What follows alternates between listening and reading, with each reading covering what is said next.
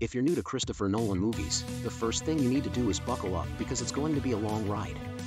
Nolan's films are known for many things. They are cerebral, non-linear, have beautiful visuals, and, importantly, they tend to have lengthy run times.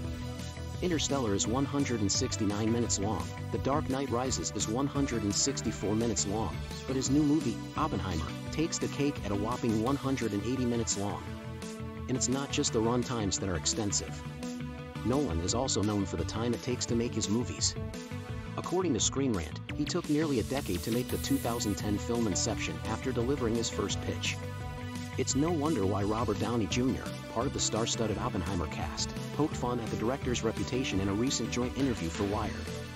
During the interview, Downey and Nolan were asked what would have happened if Nolan had directed the Avengers.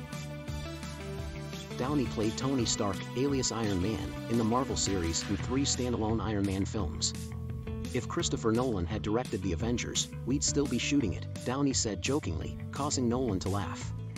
Though Nolan usually takes his time when it comes to filmmaking, shooting for Oppenheimer took just 57 days, according to Cillian Murphy in his guest appearance on Marc Maron's WTF podcast, which aired on July 17.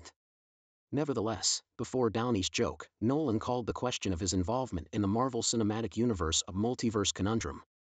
He also said if he had directed the Avengers, there would have been many more Tony Stark scenes.